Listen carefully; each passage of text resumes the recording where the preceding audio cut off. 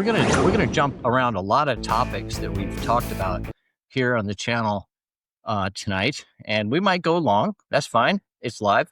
We will maybe take some of these segments and cut them into smaller segments and post them on the site in the next few days. But we have really 5, I think, different topics we want to talk about, and I've got them all set up here down below. We're going to be first talking. We've talked a lot about our heavy metal years, which oddly for us, as much as we completely identify as heavy metal folks our entire life, it really ended for us around the time of the end of the first Reagan administration, because by that time we had gone through seeing we saw Iron Maiden before Iron Maiden was cool, so to speak, and then seeing Iron Maiden again, and then that all grew, and then Randy Rhoads, and of course that was a little bit a little earlier, but at the same time, and Priest and bands like that, and we've talked a lot about them. And so today, what we're going to do is we're going to sort of do a reaction video. We're going to look at some videos of what they looked like then. And then we're going to react to songs that Troy and I have not heard. These are these same bands in the last 15 years, which for us, we've not heard them. I assume they still sound like the same bands. We're going to find out. And then also we have, we're going to be talking about we talk a lot about Marshall amps here. Marshall amps for us is the end all be all when it comes to that period in heavy metal. And, we talked a lot about our sort of favoritism there. And so we're going to go back and talk about that. I want to talk more about my particular chain of events when it comes to amps, what they were in 2019. And then also, if we were to get new amps today, what they would look like. We'll take a look at the Marshall website and stuff like that. Also, I want to touch on sports. For 17 years, I was the publisher of UGAsports.com. I'm the one that started that website and handed it off to Yahoo Sports when I sold it in 2011. And so that's 2014. I left active duty, you could say, in 2011 because of my illness. That's a whole other part of this. And so for that, sports, we're going to talk a little bit about that. Also, the Georgia Bulldogs this weekend. A little bit, and then also Colombia in the World Cup selection today. This is going to be a small segment, so for those not interested in that, it's not going to be too in depth because I haven't really gone too much into that in either my own videos here or with Troy, because Troy, I don't know, has had the same sort of sports interest background in that regard. So we'll talk a little bit about that. We also want to follow up on the video that I put out earlier today on the struggles that I'm having being a transplant person, as Troy, the Gen X transplant brother of mine, who both of us, born in 66, ended up getting liver transplants within 4 years of each other in our 50s. What it's like doing that, living as an expat, as I have now for the last 5 years, and some of those challenges, and then also challenges in the healthcare system in general. Like when I move back to the U.S., which I intend to in the next 18, 24 months, depending on visas. And in Troy, he has some experience or some recent things in that, and then talk about what it's been like in general for transplant people that watch our channel, about how to sort of navigate all that after transplant, as far as how it all gets paid for and insurances. And we have a sister who's currently going through some of this other stuff. I'm not going to go too deep into that, but I might want to share a little bit of her story that I heard. And we're probably going to have her on. In fact, we will be with Troy. I will be seeing Troy for the first time in a long time this Christmas. Troy, I don't know if I'll tell you about it. That's been confirmed. I'm going to see Troy in Christmas in Chicago, and Trish will be there too. Our sister Trish, the one that I'm talking about, and she too is Gen X. So we're going to be talking a little bit about the whole medical process stuff, and we might have something else we touch on along the way. So very long-winded introduction. Troy, after I said all that, while I get sort of set up here for the next phase of what's going to happen, I've got an alert message over here on the screen I got to look at. Hopefully it's not saying we're no longer live. But anyway, and get this thing out of here. Troy, any comments so far? Anything I've said? Just looking forward to tomorrow's football game. That's always a great one with Alabama and Georgia. Always a great one. I always get to talk to friends of mine who are Crimson Tide fans, And of course, after the game, no matter who wins, we don't speak for months. It's funny. I have a video I shot yesterday as a short that I was gonna put up. Then I was like, why would I put it up? Because it doesn't really match anything on this channel. It's still in Riverside, the program that you're watching this through. I don't know if I can actually log into Riverside and look at that. I probably can't. Maybe I'll post it as a follow up to this somehow in a reply or something, or maybe we'll get back to it. But the front of our house right now, we have holiday decorations out there. And my wife, of course, well, we'll talk about this when we get to the sports part. Okay. Without further ado, for our heavy metal fans out there, rivets up, right, Earth Dogs? Okay. Troy, do you remember where we got those terms from? Rivet Head came from the back of an Iron Maiden album. And Rivet and Earth Dog, and there was like two or three other ones. But yeah, Rivet Heads and Earth Dogs has stuck with me since the days when both of us were able to be so fortunate. When selecting a name for the band before Enemy, I wanted Rivet Head because Motorhead, Rivet Head. And I came up with the way you'd write it, and I had one word, and our bass player goes, "That looks like it says Rivet Head, like a TH instead of Rivet Head." So we Kevin? dropped that. Was that Kevin? Yeah. Oh, by the way, Head. this is my best invitation to my brother, folks. For those that get that or watch our videos. We've gone, okay, so I'm going to try to share this. Rivet Head, I totally remember that. I remember, I don't know if, because you had this whole comic version of your bands, which is, we need to have a separate video on that, because you used to write these entire things out. They were like storyboards about your bands, similar to the way Iron Maiden had Killers. We're going to come back to that. That's foreshadowing.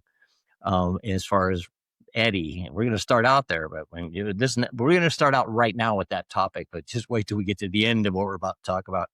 But it's kind of like the way that you did that. You developed the whole mythos around it. You didn't just write the song. You're like Tolkien. You didn't write the story. You put the song there instead of you did the reverse. And so I remember you'd had these storyboard type comics where you draw it out, and the lyrics would be their things, their little talk boxes or whatever the hell that's called in comics. And so my point in this whole thing is, I don't know when we actually started the actual real band of Enemy with us with real instruments and playing our own heavy metal songs.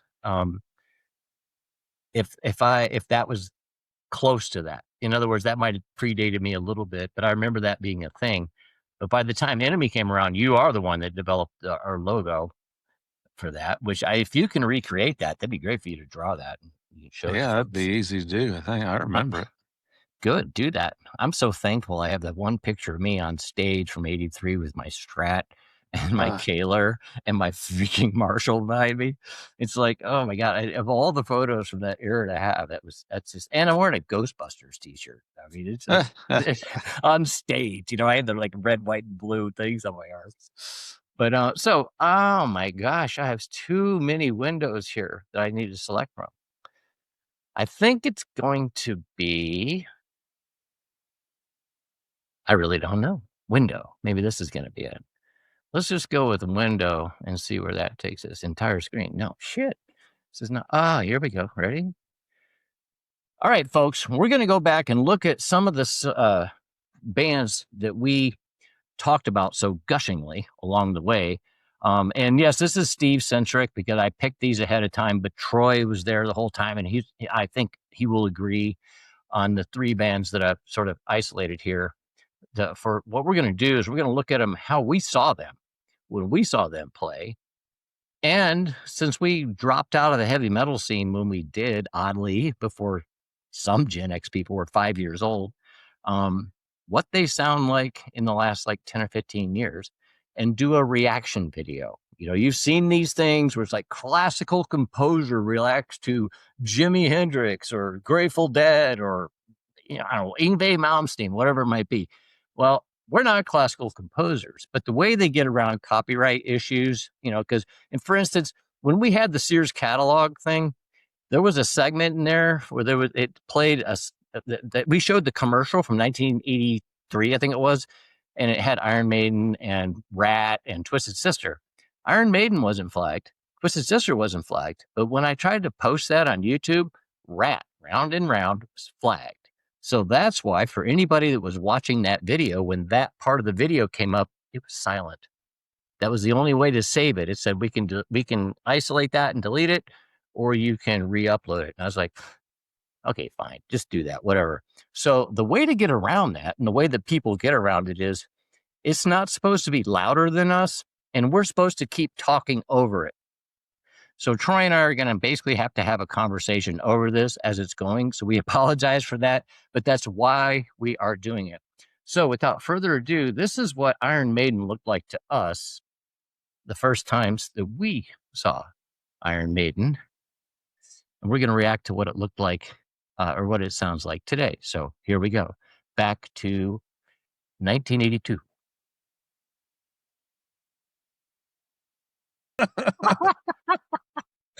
All right, so that Where'd was they do that. their clothes shopping at? I want to go. So that is some awesome stuff there. Let me get this out of here. Now, Troy, I want to say I have two. Hold on a minute. Something happened here. I went to the next screen and started playing. I have two concerts in my life, and I've been to over 250 Grateful Dead shows for all you Grateful Dead fans out there. And I do love the Grateful Dead. Don't get me wrong. That's the whole second half of my life. Before that, the two best shows I've seen, even including the Grateful Dead shows, possibly the Jerry Garcia 50th birthday party I was invited to or not invited to, but I was able to attend with Jerry Garcia band. That was super special, but just because of the ambience. But the two best shows I ever saw for like true, like my metal years were the three bands that really defined me.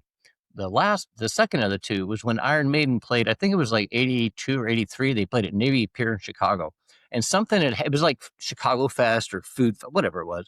And at the time, I was a total Maiden geek. I knew all the first two albums, and they had just come out with Number of the Beast. So I knew that one too. And so Number of the Beast was the tour they were on. Of course, we'd been into them for all of a year at that point, but and so they were playing it. It was everybody else's introduction to him.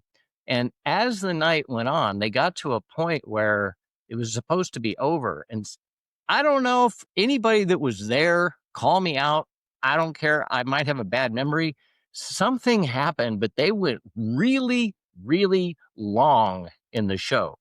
They played for like 3 hours. And I remember I had like a little notepad to write down what they wrote. And I was writing it, and I realized at one point they had played every song that was on all three albums. And they even closed the show with Cross-Eyed Mary. And I was like, they just played every song they know. And that was it. That freaking Maiden show was just outrageously good. And it was Bruce's first tour with the band. And it was the second time I saw him on that tour. I'd seen him earlier. The Scorpions played ahead of him. They were on the Blackout tour. And that was good. Love Scorpion. Another Shanker Echo. Rudy, I guess. But those guys are awesome. I'm not trying discount them by pulling over them like that, but that show is awesome and awesome. And we're gonna get back to the first best show that I ever saw a little bit later. We're gonna stay on Iron Maiden for a second because Troy, do you have anything else to add about that era? Tell us about the first time you saw them with Humble Pie and Judas Priest at Compton Terrace. It was at the Phoenix Coliseum, August of '81. It was Humble Pie, whom I'd seen before many times. I loved Priest and I loved Humble Pie. And then who are these Iron Maiden guys? And I didn't know who they were. I saw them. I was floored. I was maidened, I think is what they call that. You got Maiden. maidened. And I just And nobody could get enough. They played for 45 minutes, probably every song they knew or could play In on, because they 81. was Killer's tour, so they only had 2 albums. And then they left the stage, and the lights came on, and people were booing and screaming Iron Maiden, as I was. I wanted to see more of that. I didn't care about Judas Priest or Humble Pie anymore. I wanted some more Iron So, Maiden. so what? Humble Pie played first, then Maiden and Priest. No, it was Maiden, then Humble Pie, then Priest. Okay, Yeah, so, but I know that you. I mean, I say, but I mean, Humble Pie, obviously, super classic. quality, great. Yeah, they Yeah, were. exactly. What was that show like? Yeah, it was crazy. They had some. I forgot what the album was called. On to Victory, and they had some song on that album about women. And the last song, well, was "I Don't Need No Doctor," but maybe the encore was. They brought out. They must have gone to some stripper clubs or something, but they brought out like 200 women on stage with them. You couldn't even see them. And I'm 14 looking at all these girls going, all right, I like this. And then they quit, and Judas Priest came on. That was their Heading Out to the Highway was their big. Solar Angels was the That's- opening song. What That was that would called? Point of that was Entry tour. point of entry tour, Yeah. right? Exactly, right, That was exactly, that was probably the best concert I ever saw to this right. day. And we are going to be talking Priest here in a second. That's one of the three bands we're talking about. But before we get to Priest, and Troy, thanks for sharing that. We need to revisit some of these other sort of auxiliary bands that influenced us, like with you, Humble Pie, and there were some other ones along the way that were kind of, maybe not in the traditional metal way of being an influence. But here we're now going to flash forward to let's see, what year is this? I guess it's like 2000. I don't know when Iron Maiden came out with Book of Souls, but we're gonna listen to, and it's long. It's 10 minutes long, so I don't know if we're not gonna sit through. I shouldn't say it like that. Sit through like, oh my god, it's boring. I'm sure it's gonna be great, but I don't know if we want to play the entire thing here. So we're gonna listen to the song "Book of Souls." It's this studio version, so we're gonna get a clean cut. I think all the original members are in the band still at this time. I'm not well, obviously Clyde Burr and Nickel McBrain, that whole era ended a long time ago. But or I think Nico not too long ago. Maybe Nico was still here. I don't even Yeah, know. Nico just quit last year or something, I think. So he quit. I thought there was another one of them had died. Anyway, that's how out of touch I've become with Iron Maiden, other than knowing that Bruce is like superstar, could fly airplanes. I've been updated on that religiously throughout the years somehow. But so we're going to go to Book of Souls. And apparently this is a pretty heady song. I don't know if you're familiar with it or if you've ever even heard of it, Troy. I have I, not. I haven't. And Anything so past Power Slave, I have not heard. here we go. So remember, we have to Oh, keep that's a neat talking. album cover. And off we go. Yeah, I know. Look at Eddie, man. He got all modern. He went from power slave to, I mean, God Got knows his, what he went got his through. brain back, I guess. He got his brain back, and he got earlobes. So Yeah. Well, Eddie, I'm he still has, impressed. but yeah, his dental issues look to have changed. But his He's, physical body looks normal. He looks good there. So he, here we yeah, go. he looks surprisingly angry. Shocking. Wouldn't that be cool for the artist to do a happy Eddie? A loving Eddie. Yeah. Eddie on Valentine's Day. I'm sure Yeah. they're Yeah. out there. There's got to be pictures. All right, let's listen. Eddie. I wonder who's playing the acoustic. Think it's Dave?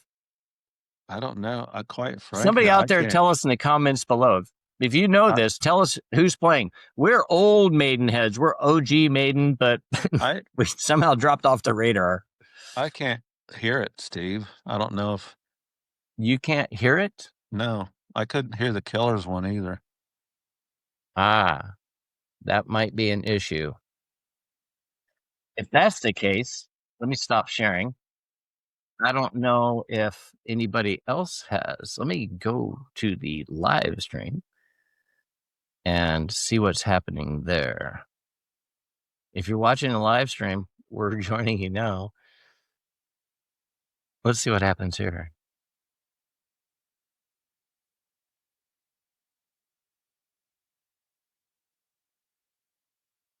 Yeah, I don't know why that's the case. So, all right, well, that's a bust. All right. So our whole first part's gone. We had a lot of good stuff we're gonna watch. Hold on, I gotta get rid of all these But it was worth seeing them screens. Yeah, you on the saw Killers them. tour. Yeah, Oh, so you saw 'em, you couldn't hear them. Sorry about that, folks. We have to get that figured out for next time. But we just okay. So now it's going to be that much shorter because I had what I had lined up next. We're going to listen to that, and then we're going to listen to a live version of "Screaming for Vengeance" from 1982, which is a great freaking song. And then we're going to hear a song from them. I think I forget what it's called, but it was from a few years ago. And then we're going to listen to "Accept," which "Accept" and "Raven" are the true blood in the in my playing. I mean, these the Iron Maiden and Randy and all the other yeah, very the pre yeah, hair band metal. but the ones that all throughout that era when I wasn't actually playing Iron Maiden songs with bands or playing Randy Rhoads with bands when I was at home, I was listening to Accept. I was listening to Breaker. I was listening to Son of a Bitch. And I was listening to Raven live at the Inferno. And that's what I was going to say. Since we're going to skip forward, since I didn't get a chance to talk about my first favorite show, the first favorite show that I ever saw, it was at the Chicago Metro. And it would have been, I don't know, 83. Somebody can Google it. But it was Raven and Accept. And Holy Accept was cow. on their they were just about to release Balls to the Wall. So it hadn't come out yet. And so obviously Restless and Wild, all the stuff from Breaker, and of course the quintessential when I think heavy metal, the opening of Breaker, that that is that sound to me is the definitive heavy metal sound. And the way that Raven approached it with such high energy.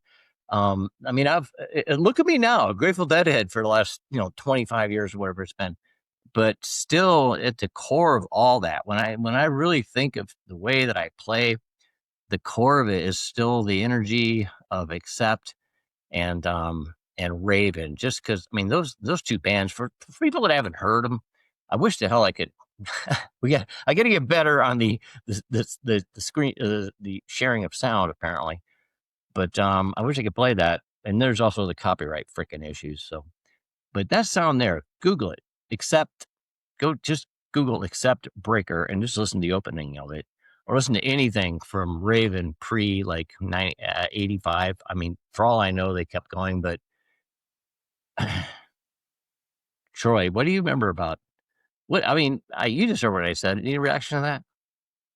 Yeah, what Accept's Breaker album, and I just loved it. The woman had the barbed wire through her hair, her head, her ears. I thought, okay, I got to hear who these guys are. I bought Yeah, it and I just loved it. Then I thought, well, I'll get their other albums. Well, they only had one. That was before, and they weren't as rocking. And they were wearing like these satin pink. They looked like a disco right, band on the back of right. it. I don't even know. I don't even know how that happened. I mean, at least Iron Maiden has a backstory all the way out. There's a 3-part documentary I watched one time. They go back to like the early 70s. I mean, it's crazy, or not 75. They would have been 50 75, this right? year. Mid 70s, Yeah. right? So it's like shit.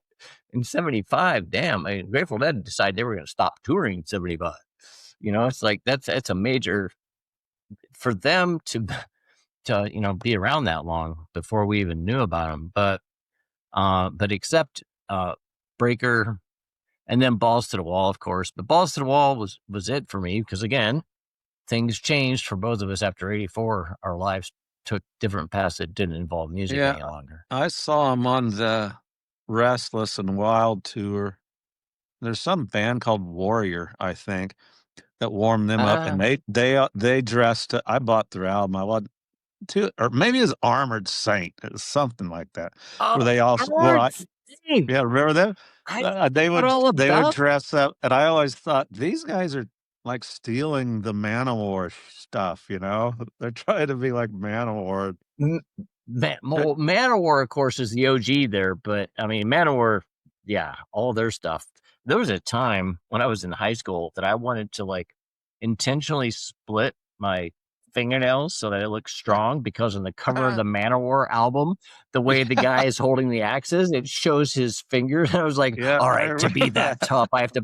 It's like you got to. It was weird the way you had to embody this stuff, And but this they came sport. out like the same time that Conan the Barbarian and these Ross the Boss, the guitar player, Exactly. had these And I muscles. was They're all muscular dudes. exactly. And Conan the Barbarian was that was like that led up to my Rambo days. I mean, I fell in love with that movie. I had it on the VHS, no, excuse me, Betamax. I had it on an old Betamax tape. There you go, folks. And I used to watch that. I loved that version. And then when Rambo came out, of course, this is what ultimately led me to joining the U.S. Army a few years later. But these are sort of coexisting places. But that sort of tough guy, sort of military, sort of we're going to kick your ass, sort of Cold War, we're going to beat you. The whole way we were raised, we can win, get up. Okay, Gen X, drink out of garden hoses, come home at the end of the day. Nobody's home, latchkey kids. But I mean, it fit so well with us. It was like, okay, you were raised to be a badass. This is what a badass looks like. Yeah, yeah, that Rambo's. I liked that movie. Not so much like you. Didn't go join the army because of it, but I like I liked that.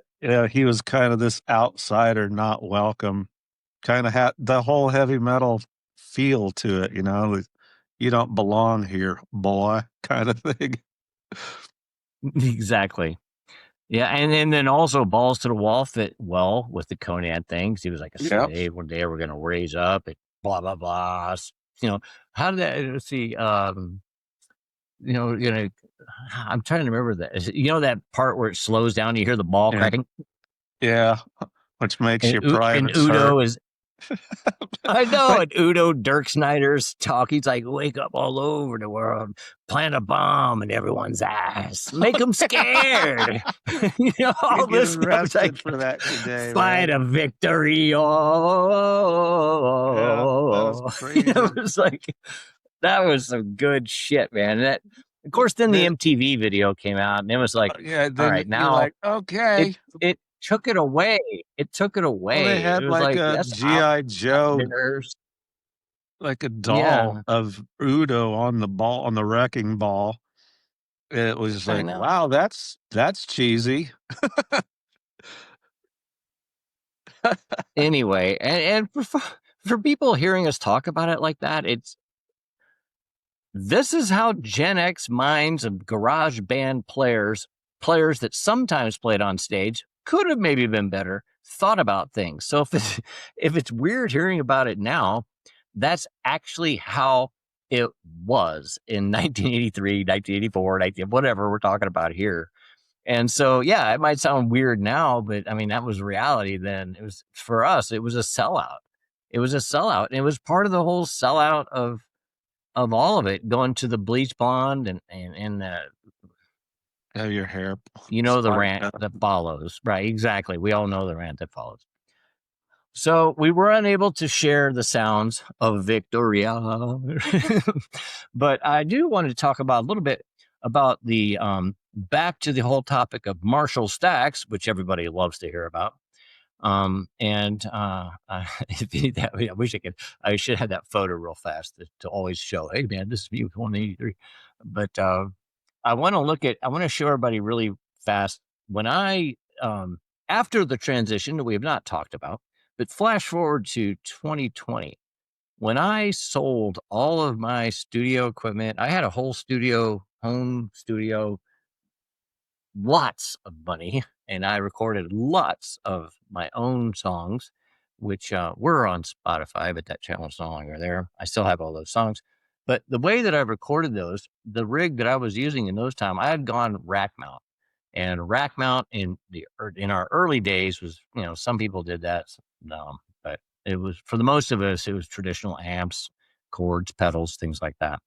But by the late 2000s, or 20, well, actually, this is really the gear that I got about 2020, a little bit after that. And then I had this up until 2020, excuse me, 2000 up until 2020. So I'm stammering here.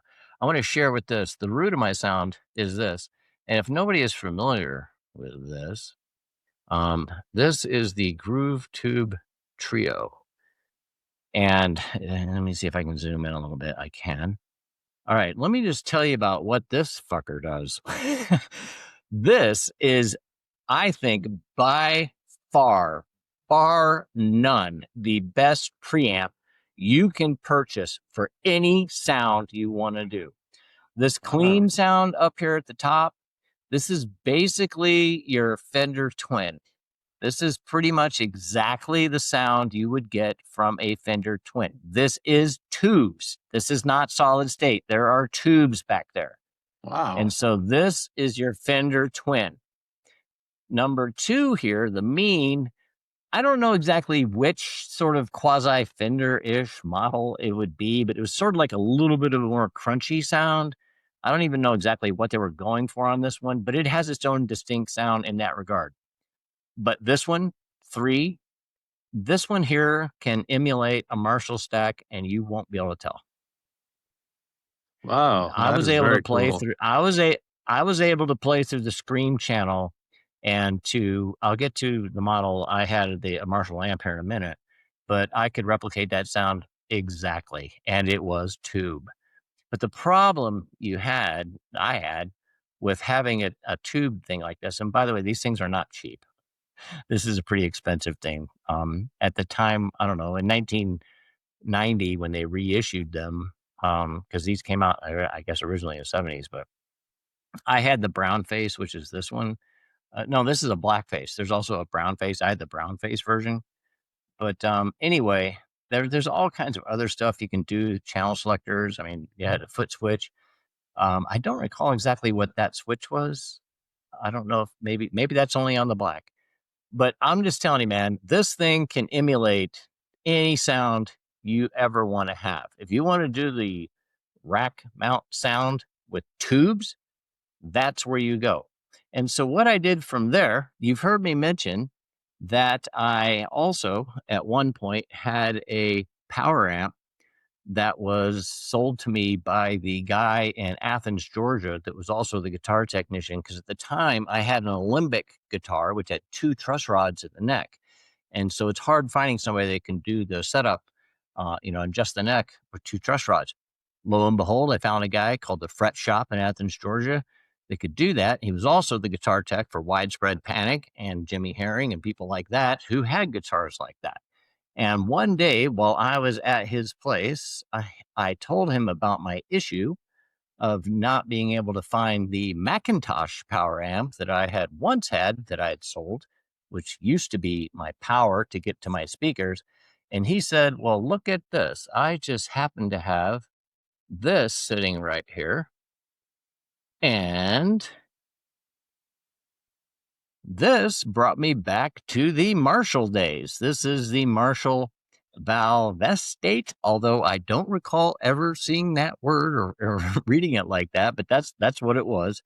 So this was the power amp that I ran out of the Trio into this power amp.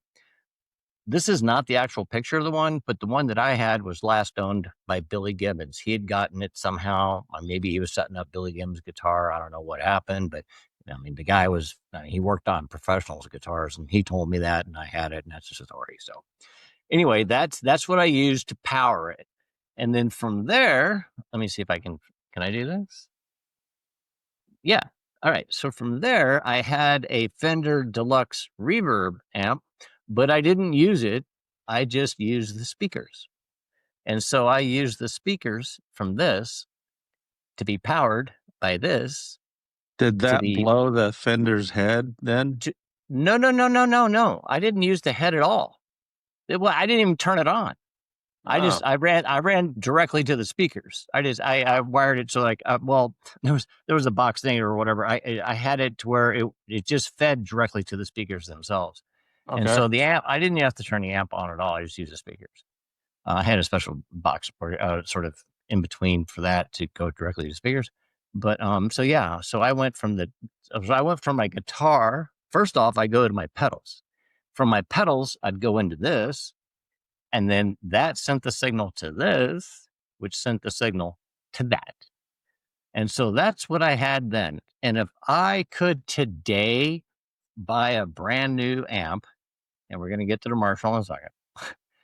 If I had a wish list of what I could buy today, it would be this. Hopefully it works. Uh-oh.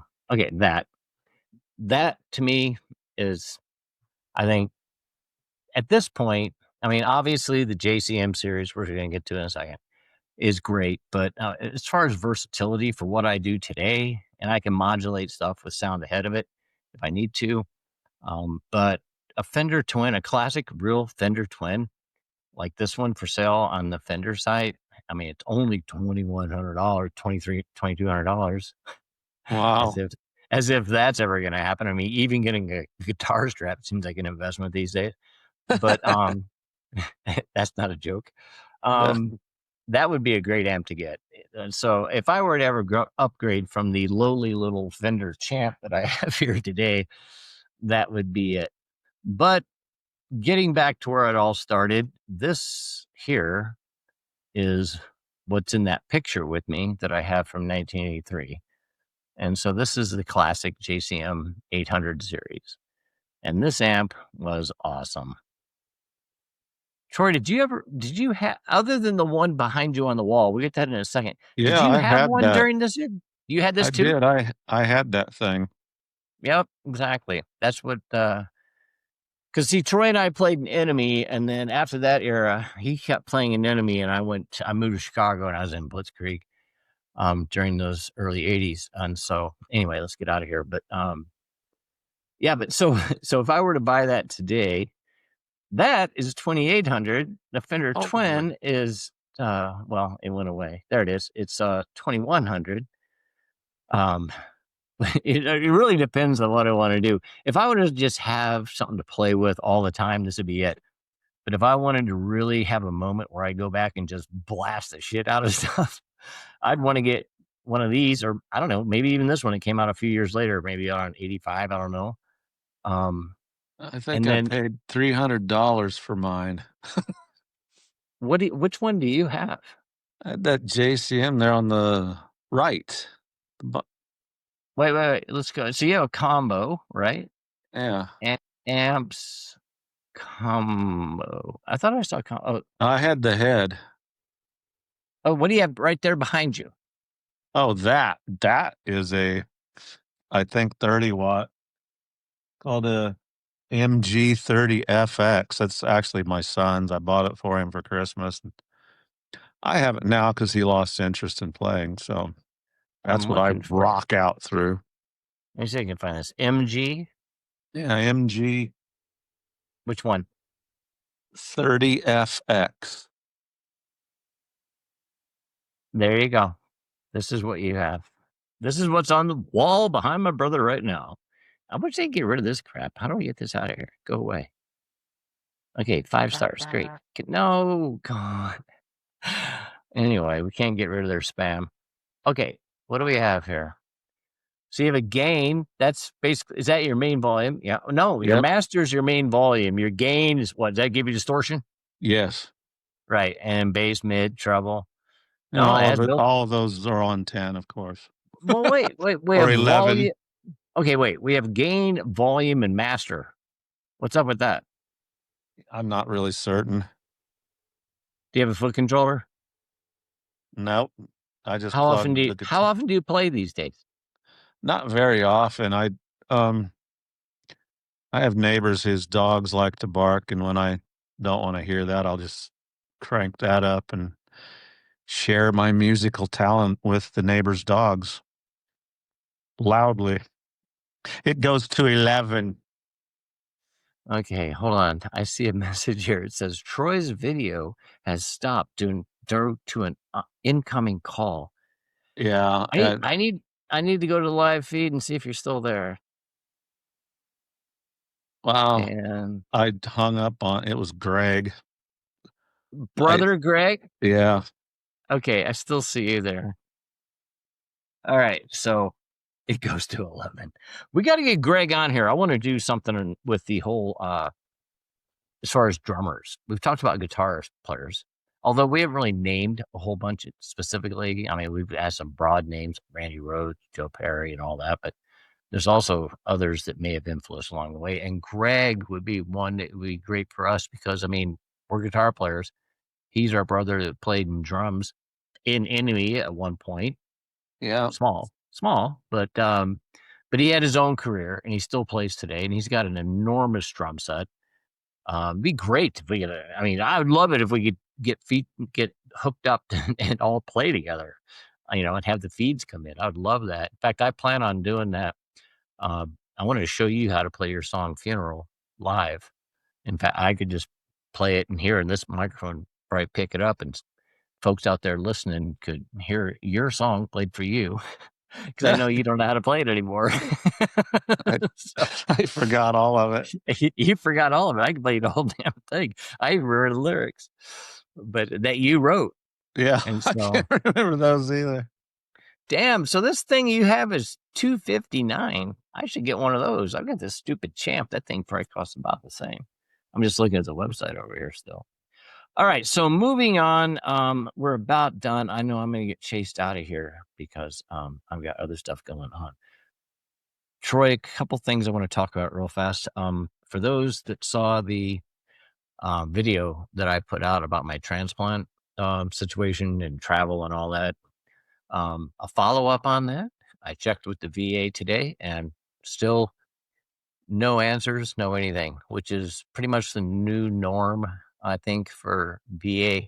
Ever since the Doge thing came out, they closed everything. In fact, we're one of the only places in the world that had an actual VA liaison, and here in Colombia, and they closed that down right off the bat. Oh wow. And yeah, that was gone. And so that left a bunch of veterans down here high and dry.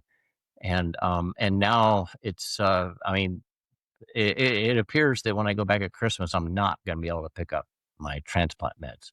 So that means I'm going to have to fly back to the United States like in January or February when they get this figured out, just to pick up meds, which is, I mean, I don't know how rich everybody else is, but $1,000 2-day trip to the States is not something it's in the cards for me. I can't even buy the stupid Marshall amp.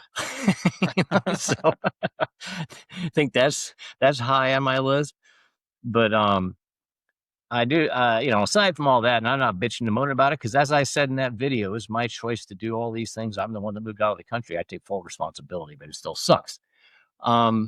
Troy, our sister, Trish, left a message with me the other day, and she's got all kinds of shit going on with her with the medical, this, that, and the other thing, and trying to get things scheduled, and doctors saying they'll do surgeries, but they don't have rooms. It's going to be months out. I was like, I'm listening to this stuff, and I'm like, I'm in Colombia right now, and I'm a resident here. And even though I'm not really one to really enter the Colombian medical system, if I needed something done, it would get done, and it would get done apparently faster than the United States. And and again, I'm not shit talking, and one's better than the other or whatever, but that's just a freaking reality. After hearing what's going on with my sister, I mean, this phone call she sent was like, "Are you kidding me? That's how it really is. It's that convoluted getting any freaking thing done."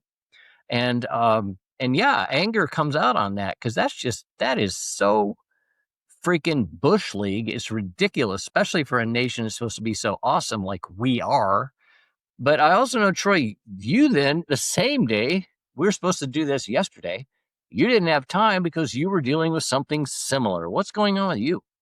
Oh, the insurance is kind of a disaster in the well, it is for me. Um, just trying to get a hold of anybody because my insurance has to be updated by the 7th, and you can't get a hold of anybody. You call, they put you on hold, and then it would automatically hang up at 30 minutes. So then you have to call back, then it'd hang up at 30 minutes. So you just got frustrated. And yeah, just the insurance is just, it's crazy that you I pay money for health insurance and still I pay when I go to the doctors. To me, insurance and for me recently is automobile, home, and health is like taking your money and just throwing it in the trash because you don't get anything for it. You're buying your conscience with your insurance money. And I almost believe that the healthcare people are in bed with the insurance companies because it just seems so strange that right when you're about to get your healthcare, your premium paid off, the doctors mysteriously said, "Well, come by and see us in 3 months." And, "Oh, that's funny. That's when my insurance starts again." It's ridiculous. I don't know if anybody else out there has insurance or health insurance problem, but it's just become ridiculous to have to deal with it. It's almost like you just wanna throw your arms in the air and go, "You know what? Whatever happens, happens. Happy, happy." Exactly. Well, that's at the end of the day, man. We're not victims of anything here, and certainly you can call a spade a spade. No, I'm Um, not saying yeah. exactly. I mean, yeah, exactly. I mean, shit happens. It's going to happen. You just got to deal with it. That's just the way it's always been. But at the same time, man, I mean, shit.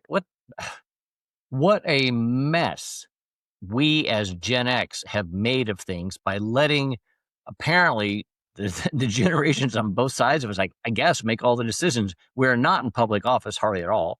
We have, I mean, it's and yeah, I'm a poster child of it. I haven't voted since fucking '90, and so, but at the same time, I think that I mean we're left to hold a little bit of the bag there and the ultimate responsibility. But at the same time, it's like I was watching this thing the other day about all the jobs that are going to be gone by 2027 and how lawyers these days getting out of college are not able to find entry level jobs because the firms are finding that AI can do better than an Yeah. entry level person. And the problem with this is that not only is it losing jobs, but the generational exchange of information is going to be gone when these guys that are still there die. Yeah, When it's they in it and we're not talking very long. I mean, if you're a white collar worker, like an old crusty guy, I bet even if you're our age, right? So say it's another 20 years. But what about the guys that are in their 20s and 30s that are supposed to be the ones that are replacing us or whoever they are? I mean, I'm not one of them, but it's in the lawyer field, but still, I'm sure this happens across the board. And it really made me start to think, we sit here and we say, oh my God, the immigrants are coming, they're taking our jobs. Shit. First off, if that guy walking across the border with bare feet, ragged clothes is more qualified for your job than you are, what's that say about you? But mhm. at this, also, as far as immigration goes and people taking our jobs, say they all are, say we suddenly had 300,000 highly qualified people come and take all of our jobs or 300 million or whatever it might be, it scares the shit out of people. AI is going to dwarf that number. Yeah, But we don't talk about it like that. We don't that's talk what about it like that. everybody's kinda scared of, is that why are so many people coming to a country to get jobs when there's just simply not gonna be jobs to come here to? Right. But again, for the one guy that got pissed off at me for remotely talking favorable about poor people in South America by saying, I'm glad you moved out of the United States. First off, this Yeah. is how that goes. Okay. I'm a veteran of the United States. So F off. All right. I am fully USA in this. And yes, it is real. People are desperate in other places, but those people aren't taking your job. And if they are, Mr. Car Wash Man, Mr. I Cut Grass Man, Mr. I pick vegetables ban. And I'm not saying that all immigrants are just that level, but that's what you're saying. That's what you're probably saying, because any deadbeat out there that talks like that is just showing their own ignorance. I think that is such an effed up way that Americans look at this. And yeah, this is me being I've lived with the noble savages and now I can say this, but it's not noble savages. It's the reality of the world. You know what I mean? If anybody knows, I might have been out of line by saying it like that, but I get so tired of hearing the way that people, especially now with the Venezuela thing, I follow guys on there like, oh, Petro threatened the United States. Petro threatened twice. Neither time did the president of Colombia threaten the United States in any way whatsoever. The first time that it reached all kinds of the gun tube people, the gun tubers, they started saying, oh, he threatened us. What did he say? He said, if you came to our country, we were going to fight back. That's a threat, because he said they're going to use military force. But he said they're going to use military force if you come down here. Sounds like what Robert E. Lee said. Why are you fighting us, sir? I'm fighting you because you're down here. Because you're here. Right? States' right. Right. So it's fine then, but it's not fine now. And that's exactly what he said. And the second time he said pretty much the same thing. If you come to our country, we're going to fight back. And so by saying we're going to fight back, we're threatening you. If any country in the world said that it was going to come to the United States and attack us or get off our coast and do anything, and we said, F you back, would that be wrong? No, any country in the world's going to say that. I don't care if I love my neighbor, but if he comes to my house, there's going to be a problem. Yeah. Yeah. And so I know I went on a rant on that, but that whole thing just, as they say, chaps my rash. So it's like, come on, man. Can you get out of following your damn influencers? I mean, the reason they say this shit is to keep you hooked, to keep watching their damn videos. They're half informed. Most of them are informed by the part of the... I'm not even going to go into this any further because I don't want to get myself in any trouble with these folks, because I actually like a lot of them, but it's so obvious that at least a couple of them are obvious mouthpieces. And I get it. That's the way it works these days. It's just, you have Venezuela, Maduro calling us colonists. Oh, the colonists, America. Colonists? Weren't we colonies and you were too? I mean, didn't it work that way? I mean, why do you think the United States is going to come down here and somehow annex Venezuela as a 51st state? I mean, we couldn't even do that with Canada. So that's not going to happen. But I get it. Because just like saying the narco regime of terrorists and everything, I mean, every side has all of its built-in adjectives that follow their narrative. And that's what you're seeing on both sides. And I'm not saying that I champion the South American look on this, because I certainly am, as I've said from the beginning. Sorry, I'm setting up my next prop. From the beginning, I'm fully American. I always have been. I'm a former U.S. Army infantryman, and there's no doubt I would pick up today, though I might be a little decrepit, to defend that Constitution. Not that president, not that anything else, that Constitution that I swore allegiance to. And so with that in mind, I just want to close that rant. Troy? I think borders, we should put one up, because I lived up north on the Canadian border as well. But just to keep the cold weather out. No. Let me... Okay, this is gonna sound mythological. Can you tell the story of the geese and the border issue that happened one time on the railroad? Oh, do you remember this? When there was, did you remember? You called me one. You were staking the, you were doing something trying to establish the border between the United States and United States and Canada. Yeah. And something happened where the Canadians were kind of jerks, and you went too far on their land, and you said something about there was the geese involved. Do you remember the story? I could start telling it, and if you remember, you can fill it in. Do you remember this? Start telling it. I remember the... Okay, so this is what happened. This is a story that I remember you telling me. you were saying that you were out there doing this in some regard to the railroad, trying to like get the easements or whatever it was correct. And also it happened to be right along the border. And that you and your whoever you're with had stepped too far into what is Canada. And at that point, here come the county, like the Mounties, up on their horses, or I don't know how they were, but Yeah. and so they were giving you a hard time. And at the same time, U.S. Border Patrol showed up, or Yes. somebody like that. Yeah, they were both And of them were there. And okay, so go ahead, keep keep going. going. Well, do you remember the geese part? No, I don't. All right. Well, I'm going to tell you. This is his HE talking. He forgot this. So anyway, what happened was the way that he told me the story was that you were sitting there and they were giving you a hard time. The U.S. people are like, man, these guys are just being hard asses. Just say whatever. And the Canadians were being like, why are you in our territory? This standoff only lasted briefly, and one of them looked at you and said, why are you here? And you said, we're here to make sure that we have no more invaders. And at that time, geese flew over, Canadian geese flew over into the U.S. And you said, like them. Yeah, Do you remember this? I do. So tell that story. Yeah, they wanted to know why we're there. We were land surveyors. And yeah, Land surveying. Okay. yeah, we were surveying the Canadian USA border, and everybody showed up.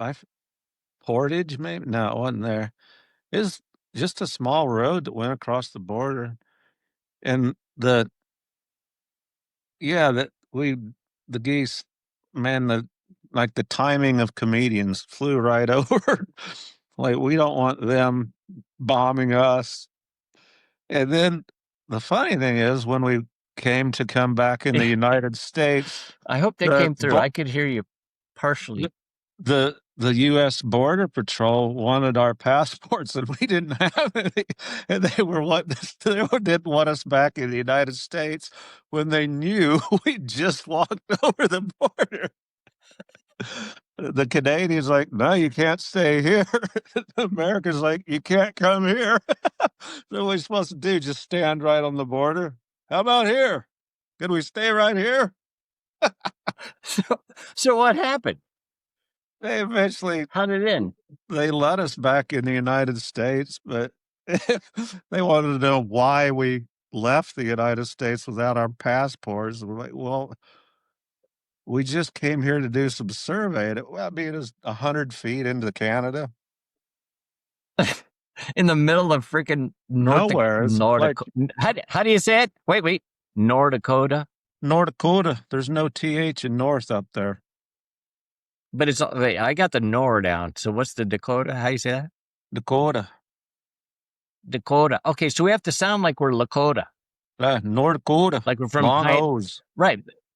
When I spent a lot of time in Pine Ridge where the Lakota are. Oh, yeah. And I spent a couple summers there, but so it's like that. So North Dakota.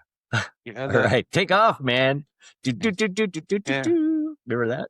For the Great Remember White Bob North. and Doug McKenzie? Yeah. You hosers. You hosers. All right. Well, all you hosers out there, I think this is going to wrap it up. We went a little bit long. I did want to say today that I did watch the World Cup selection, which is like watching spaghetti in a dryer and a hurricane thrown in your face. I mean, I have no idea what happened. I don't think anybody did. In fact, they kept saying that. 68 teams, blah, blah, blah. In the end, we found out where the country where I am today, Colombia, will be playing with Uzbekistan, the first time they've ever even been in it. And then also Portugal, where Ronaldo is, which I remember them from the last time I saw the in Cozumel when I was there in 2022. That's where the World Cup was, and that's where I sort of began really digging soccer the way that I do now. And or football, as they say, it's soccer to us. All right. But anyway, so they drew that. So it's Portugal, Colombia, and Uzbekistan. And then their fourth team in that bracket is a to be determined team based on some playoff thing. Again, it's very convoluted. You think the college football playoff is crazy, or championship weekend, which is tomorrow? This is truly a special level of crazy. But I do look forward to the games, though we will not be able to go to the United States because we don't have visas to be able to go to the United States to watch Colombia. So we're not going to be there. Now, we do have also tomorrow my Georgia Bulldogs playing against the Alabama Crimson Tide, right? Oh my God, here we go again. 7-1 against Alabama Crimson Tide for Kirby Smart, blah, blah, blah, blah, blah. And so this hat, Georgia, I got in the same year, back to the World Cup, in Cozumel. And so how many of you dog fans out there have a Cozumel Georgia Bulldog hat? So dogs are obviously going to get rid of this whole craziness with getting beat by Alabama tomorrow. Dogs are going to roll. Well, they ought to be mad because they already lost to them. They should be ready to beat them.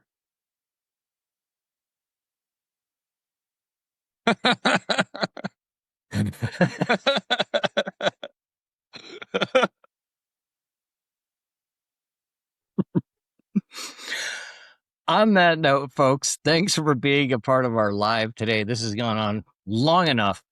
We have some more stuff to talk about. We'll talk about that another time. Again, this is not really all of what we talk about at well, actually, this is expanded version, but you know, our usual things are talking about our transplants and then about the Gen X metal scene, basically. But there's a lot more to us, and we'll sort of expand upon that as we go forward. We want to eventually get to the point where we're talking about how Gen X people are living today, like us. But we don't want to lose sight. We don't want to get too caught up. How's that for a save? We don't want to get too caught up in today, because I think it's most important that we're able to remember those times for how good they really were. And not like we have to get stuck in them, but treat them as they deserve to be treated. They were special times in our lives. And so when we talk about these things, maybe you were a PV guy, or maybe you had a Renown, or maybe you had a High Watt, and we talk about Marshall, or we talk about Fender. I talk about Strats, and you know, you were a Flying V guy instead of a Gibson Les Paul guy, or whatever. It doesn't matter. That's irrelevant, man. We all had our own ways of doing that. And so I think that the value is that you can hear things in here that might bring you back to that time in your own way, because we were all there together. Those of us that were in that early era of the Gen X people, 66, we were both born. I mean, we were cutting our teeth before some Gen X people were even born. And so we'll address that to some degree, but that's really not our authentic place to really talk about, because by 1980, we'd already been through Kiss and we were into Iron Maiden anyway, not to wax poetic on that, but Troy, anything else to say before we close out today's live to all of our new, we over 1,000 subscribers now. You have a lot of comments. Thanks for all the comments, everybody. Be sure to like, comment, subscribe. That's the algorithm stuff. And it does help us, our ability to keep this going. We'd like to sort of upgrade some of the ways we do this, and that would help us do that.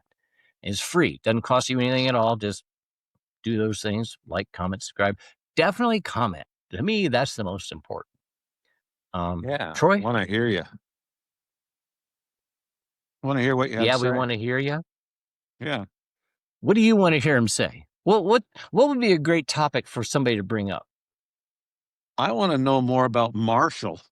Marshall. Okay, let's say it right now. Marshall, Randy Rhoads, and what would be the other one? The reason we say that is that the two shorts that we have that have gone ballistic, one of them was, it had in the title Randy Rhoads. And then, of course, the Marshall Stack short. That thing was like gone crazy. Marshall. And that's how you even close that. Marshall. We should just change our name. We're no longer Patterson now. Stephen Troy. Marshall. Marshall. All right, everyone. That's it. We're going to close it. All right. The Marshall Transplant Bros. That's interesting. We're loud. Man. The Marshall Transplant Randy Rhoads Show. Yeah. There you go. We hit all the algorithms, hot ticket items. And then we would fail to deliver. But I hope we delivered something of interest to you. And we'd also found out, by the way, that 75% of the people that watch us in long form do like I do. I watch YouTube on my television. It's really the only channel I watch. I have Netflix when I watch a movie, but during the day I put on my favorite podcasts, Speak the Truth, people like that, Matt Tardio. I like watching Valhalla BHD, of course, David Hooksath, and these are just people in the GunTube military community that I like to follow. And Troy, I think, follows basically the same guys, Sean Ryan, I guys like do. that. But when I listen Matt to that, like Tardio Sean is the Ryan might talk for greatest. 3 hours. Yeah, Matt Tardio is awesome. But like Sean Ryan might talk for 3 hours. I'll have him playing on my TV. Just plays all day. So anyway, so maybe we can be a similar experience to that as far as the long term goes for you TV viewers. And sorry about the audio earlier. I'll figure that out for next time. We'll redo that reaction part with the audio in there. Okay. All right, Troy. So what are you doing? Where are you going to watch the game tomorrow? Here if it's on, but then there's a tavern just down the street. I'll probably go there. Yeah, and you're going to a tavern as the guy with the liver transplant that doesn't drink. Yeah. I don't drink. Everybody looks at you like you're weird. I don't care. Water. Well, I Water, mean, they're looking at please. you accurately, so that's fine. Right, that's true. Look at that. That's been the case our whole time. All right. All right. And so, hey, you were shoveling. You had to shovel snow today, right? I did. Tried to get it out of my way. I do not like the snow. I don't like the snow from the Norland. What's funny is when we were going to do this live about 2 hours earlier, and Troy said he had to go shovel snow, and I walked in and I said to my wife, my brother Troy said that he needs to shovel snow, and at the time, all I was wearing was my shorts, no shirt, no shoes, no socks, and I can walk outside just like that right now. So how different is that? That's nice. Life in Colombia. All right, so go Dogs tomorrow. Yes, and we will be back. We'll try to keep these lives probably on Fridays. Maybe we'll do some others. We might try to make it transplant ones and rock days. Who knows as we go forward. That's why we need your comments out there, Gen X folks that are out there watching us. We want you to be a part of this conversation. Be sure to comment. If anything else, just comment. Let us know anything. And so until next time, that's all we have here from in Colombia. I'm Steve Patterson, Gen X Transplant Brothers, my brother Troy. We'll see you next time, man. See ya. Bye.